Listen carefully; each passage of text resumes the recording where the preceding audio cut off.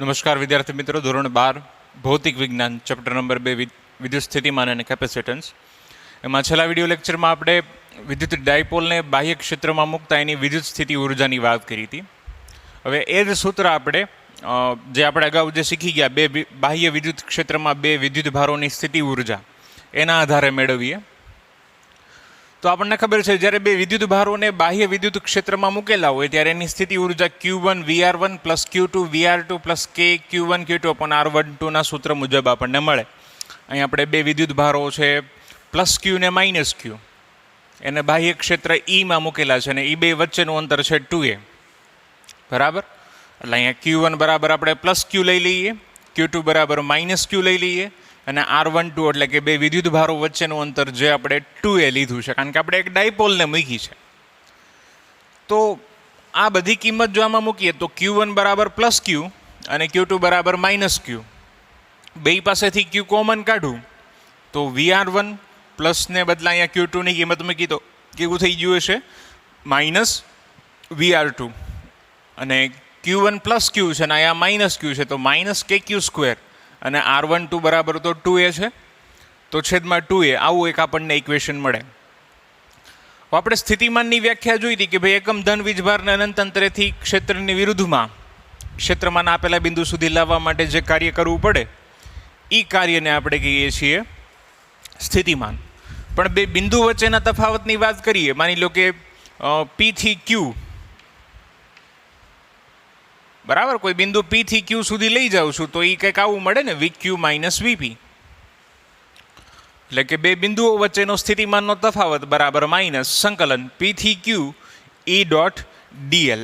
એટલે કે અહીં બેનો અદિશ ગુણાકાર કરીને સંકલન, એટલે અહીંયા E તો અચળ છે એટલે સંકલન dA કરીશ એટલે બેનું સ્થાનાંતર જ આવવાનું છે. બરાબર. અહીંયા વિદ્યુત ક્ષેત્ર E અચળ છે એટલે આપણે સંકલન dl જ કરવું પડે ને સંકલન dl એટલે એનું સ્થાનાંતર, અથવા તો આપણે એમ કહી શકીએ બે વિદ્યુત ભારો વચ્ચેનું અંતર જે અહીંયા 2a છે. તો અહીંયા આપણે ખાલી VR1 માઇનસ VR2 લઈએ તો VR1 માઇનસ VR2 એટલે કે બે બિંદુઓ વચ્ચે સ્થિતિમાનનો તફાવત R1 સ્થાન સદિશ ધરાવતા બિંદુ પ્લસ Q અને R2 સ્થાન સદિશ ધરાવતા માઇનસ Q, એ બે વચ્ચે સ્થિતિમાનનો તફાવત માઇનસ E ડોટ બે વચ્ચેનું અંતર એટલે અથવા તો બેનું સ્થાનાંતર એમ પણ કહી શકીએ ડોટ 2a. પણ આપણને ખબર છે અહીંયા આપણે ડાયપોલને કોઈ થીટા ખૂણે મૂકેલી છે, એટલે કે અહીંયા ડાયપોલ મોમેન્ટની દિશા જુઓ તો માઇનસ Q થી પ્લસ Q એટલે કે આ તરફની થાય. વિદ્યુત ક્ષેત્ર આ તરફનું છે, બે વચ્ચેનો ખૂણો થાય થીટા, એટલે હું અહીંયા લખી શકું E dot 2a cos theta. આ બે વચ્ચેનું અંતર 2a છે. E Q થી મલ્ટીપ્લાય કરું, Q કૌંસમાં VR1 માઇનસ VR2 તો આ બાજુ Q લાવશે minus Q E 2a cos theta. પણ અહીંયા જુઓ તો 2aq બરાબર તો ડાયપોલ મોમેન્ટ થાય P, તેથી Q V of R1 minus V of R2 equals to minus PE cos theta. આ કિંમત આપણા સમીકરણ 1માં મૂકીએ તો આપણી સ્થિતિ ઉર્જા આવશે U બરાબર minus PE cos theta minus KQ2 by 2a. હવે બીજું પદ જુઓ તમે, KQ2 બાય 2a. એ આપેલા બે વિદ્યુત ભારો અને એમની ગોઠવણ એટલે કે એમની વચ્ચેના અંતર 2a માટે જુઓ તો આ જે બીજું પદ છે એ અચળ મળે આપેલી ડાયપોલ માટે. તમે ડાયપોલનો ખૂણો બદલાવતા હો માત્ર, બરાબર, આ માની લો કે અહીં કોઈ થીટા એંગલેથી π/2a લઈ જાઉં, બરાબર, તો એ બે વચ્ચેનું અંતર તો 2a જ રહેવાનું છે ને. એટલે એવા સંદર્ભમાં જુઓ તો અહીંયા જે બીજું પદ આવે છે એ ડાયપોલ આપેલ ડાયપોલ માટે કેવું છે? અચળ છે. બરાબર. અને બીજું એટલે તમે જો કોઈ ડાયપોલના θ1 થી θ2 જેટલા કોણીય સ્થાનાંતર માટે વાત કરતા હો કાર્યની, તો તમારે એ θ2 માઇનસ θ1 એટલે કે θ2 ને અનુરૂપ સ્થિતિ ઉર્જા અને θ1 ને અનુરૂપ સ્થિતિ ઉર્જા એ બેની શું કરવી પડે? બાદબાકી કરવી પડે. અને જ્યારે બાદબાકી કરો ત્યારે આ પદ નાબૂદ થઈ જાય, કારણ કે બે માટે θ1 માટે જે આવશે એ જ મૂલ્ય આ બીજા પદનું θ2 માટે મળવાનું છે. પછી બેની બાદબાકી કરશો તો બે નાબૂદ થઈ જવાના છે. તો આપણે આ બીજા પદને અવગણીએ તો આપણને ડાયપોલની સ્થિતિ ઉર્જા મળશે U બરાબર માઇનસ PE કોસ થીટા અથવા તો U બરાબર માઇનસ P ડોટ E. બરાબર. આ ઓલા જેવું સૂત્ર છે જે ગઈકાલે આપણે છેલ્લા લેક્ચરમાં આપણે જોયું હતું. ધાતુઓમાં નેક્સ્ટ ટોપિક છે ધાતુઓમાં સ્થિત વિદ્યુતશાસ્ત્ર. હવે આપણે કેપેસિટન્સનો જે ટોપિક શરૂ કરવો છે, બરાબર, એમાં આપણે ડાયઇલેક્ટ્રિકની વાત કરીશું. ડાયઇલેક્ટ્રિક એટલે કે અવાહક પદાર્થોની. પણ એ અવાહક પદાર્થોને સમજવા માટે પહેલાં આપણે ધાતુઓ માટે વાત કરવી પડશે. એટલે આ ધાતુઓના સ્થિત વિદ્યુતશાસ્ત્રમાં આપણે જોશું કે ભાઈ આપણે ધાતુઓને બાહ્ય ક્ષેત્રમાં મૂકીએ તો શું થાય, અથવા તો ધાતુની ઉપર કોઈ વિદ્યુત ભાર પ્રસ્થાપિત કરું તો શું થાય. બરાબર, એ બે મુદ્દાઓની આપણે ચર્ચા કરવી છે. પહેલાં આપણે વાત કરીશું કે ભાઈ ધાતુઓને બાહ્ય ક્ષેત્રમાં મૂકીએ ને તો શું થાય. હવે આપણને બધાને ખબર છે કે ભાઈ ધાત્વિક સુવાહકો છે એમાં ગતિશીલ વિદ્યુતભાર એટલે કે મોબાઈલ ચાર્જ કેરિયર તરીકે કોણ હોય તો કે ઇલેક્ટ્રોન હોય છે. બરાબર, મેજોરિટી હોય, એની સંખ્યા બહુ વધારે હોય. જ્યારે ધાતુઓ બનતી હોય ત્યારે એના પરમાણુની જે બાહ્યતમ કક્ષા છે એના ઇલેક્ટ્રોન છે એ કોઈ રીતે ઉર્જા મેળવીને પરમાણુમાંથી છૂટા પડી જાય. બરાબર, આપણને ખબર છે જે બાહ્યતમ કક્ષાનો ઇલેક્ટ્રોન હોય છે એ કેન્દ્ર સાથે ઓછા આકર્ષણ બળથી જકડાયેલો હોય છે. એક વસ્તુ એ પ્લસ જ્યારે, અને આપણને ખબર છે ધાતુઓમાં એના અણુ અથવા તો પરમાણુઓ વચ્ચેનું અંતર એકદમ ઓછું હોય. એટલે આપણા બાહ્યતમ કક્ષાના ઇલેક્ટ્રોન ઉપર પાછા બીજા પરમાણુના બાહ્યતમ કક્ષાના ઇલેક્ટ્રોનનું અપાકર્ષી બળ લાગે. બરાબર, એટલે એની બંધન ઉર્જા ઘટી જાય. એટલે એને થોડીક ઉર્જા મળે, બરાબર, તો એ ઉર્જા મેળવીને પરમાણુમાંથી શું થઈ જાય છે, છૂટા પડી જાય છે. અને એક વખત પરમાણુમાંથી છૂટા પડી ગયા તો એ ગતિ કરવા માટે કેવા હોય છે, મુક્ત હોય છે. એટલે આવા ઇલેક્ટ્રોનને આપણે મુક્ત ઇલેક્ટ્રોન અથવા તો ફ્રી ઇલેક્ટ્રોન એવું કહીએ છીએ. પણ એક વસ્તુ ખાસ જોવાની છે કે ભાઈ આ જે ઇલેક્ટ્રોન છૂટા પડ્યા છે એ ખાલી પોતાના પિતૃ પરમાણુમાંથી છૂટા પડ્યા છે. ધાતુમાંથી તો સંપૂર્ણપણે મુક્ત થઈ શકતા જ નથી. બરાબર, એના માટે તમે કેમેસ્ટ્રીમાં 11માં ઓલું ફોટો ઇલેક્ટ્રિક અસરની બધું જોઈ ગયા હતા કે ભાઈ એના માટે એના વર્ક ફંક્શન કાર્યવિધેય જેટલી ઉર્જા જો તમે ધાતુની આપો તો એમાંથી ઇલેક્ટ્રોન છૂટો પડે. આ તો આ કઈ ઉર્જાની વાત કરે છે તો કે એની આયનીકરણ ઉર્જાની વાત કરે છે. જે તે કક્ષામાં રહેલા ઇલેક્ટ્રોનની આયનીકરણ ઉર્જા જેટલી ઉર્જા મેળવીને એ મુક્ત થઈ છે. કેમાંથી તો કે પોતાના પિતૃ પરમાણુમાંથી. બરાબર, એટલે એ પિતૃ પરમાણુમાંથી મુક્ત થયા છે પણ ધાતુમાંથી મુક્ત થયા નથી. એટલે ધાતુની સપાટીમાંથી બહાર નીકળતા નથી. એટલે અહીંયા જુઓ તો તમે ધાતુમાં ઇલેક્ટ્રોન વાયુ વાદળ જેવી રચના થાય. આપણે જે વાયુનો ગતિવાદ ચેપ્ટર ભણ્યા તેમાં કેમ હતું કે ભાઈ વાયુના અણુઓ સતત અસ્તવ્યસ્ત ગતિ કરતા હોય છે.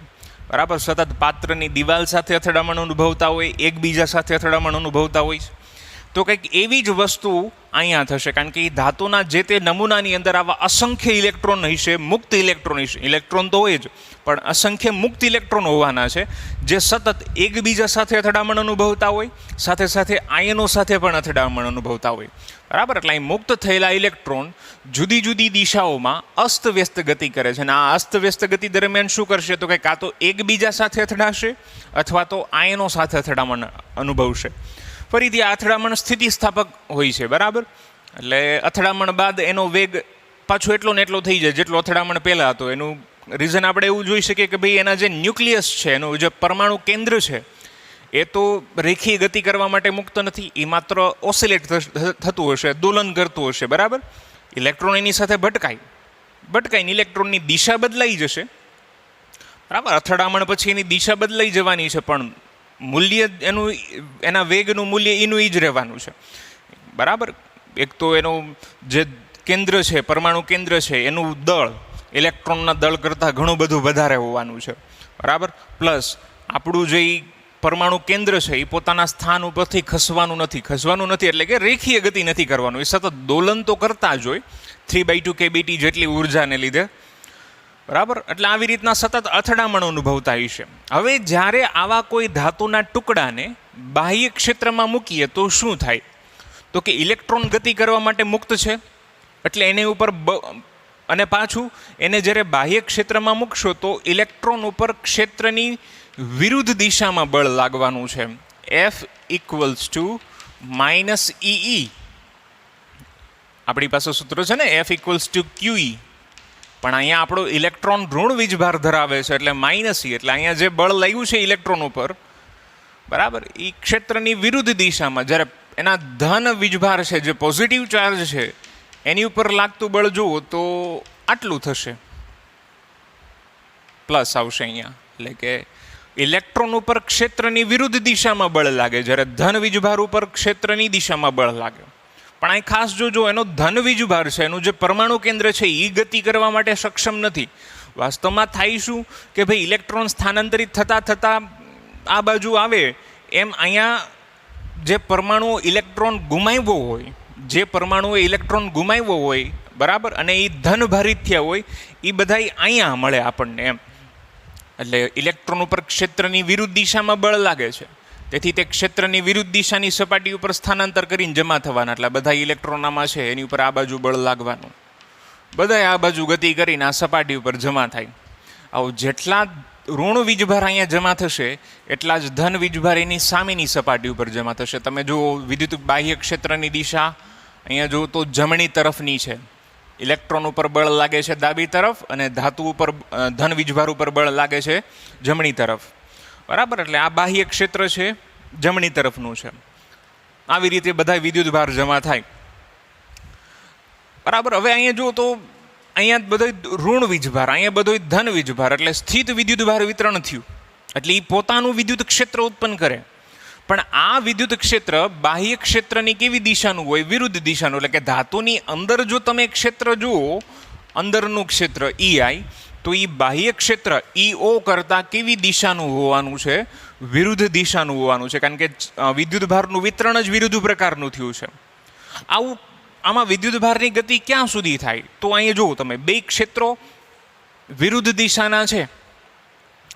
અહીંયા વિદ્યુત ભારો જેમ જેમ જમા થતા જાય ધાતુની સપાટી ઉપર, એમ અંદરનું, જો બહારનું તો અચળ છે, બહારના વિદ્યુત ક્ષેત્રમાં કોઈ ફેરફાર થતો નથી, પણ જેમ જેમ અંદર ધાતુની સપાટી ઉપર આ ઋણ વિદ્યુત ભારો જમા થતા જાય, જેમ જેમ વિદ્યુત ભાર સપાટી ઉપર વધતો જાય એમ એમ અંદરનું ક્ષેત્ર વધતું જવાનું છે. પછી એક સમય એવો આવશે કે જ્યારે અંદરનું ક્ષેત્ર અને બહારનું ક્ષેત્ર બે સમાન મૂલ્યના થઈ જશે. વિરુદ્ધ દિશાના તો ઓલરેડી છે જ, પણ કેવા થઈ જશે? સમાન મૂલ્યના. જ્યારે આવું થશે ત્યારે ઇલેક્ટ્રોન કે ધન વીજભાર ઉપર લાગતું પરિણામી બળ શૂન્ય થઈ જશે, એટલે વિદ્યુત ભારોની ગતિ હવે કેવી જશે? અટકી જશે, બરાબર. એટલે જ્યારે કોઈ સુવાહકોને બાહ્ય ક્ષેત્રમાં મૂકીએ તો આ પ્રકારની પરિસ્થિતિ આવે કે ભાઈ શરૂઆતમાં ઇલેક્ટ્રોન છે એ ગતિ કરીને ક્ષેત્રની વિરુદ્ધ દિશામાં જમા થાય, એ પોતાની અંદર પોતાનું ક્ષેત્ર ઉત્પન્ન કરે જે બાહ્ય ક્ષેત્ર કરતાં વિરુદ્ધ દિશાનું હોય, અને એક સમય એવો આવે કે જ્યારે બાહ્ય ક્ષેત્ર અને અંદરનું ક્ષેત્ર સમાન મૂલ્યનું થઈ જાય, પછી વિદ્યુત ભારોની ગતિ અટકી જાય અને અંદરનું પરિણામી ક્ષેત્ર કેવું થઈ જશે? શૂન્ય.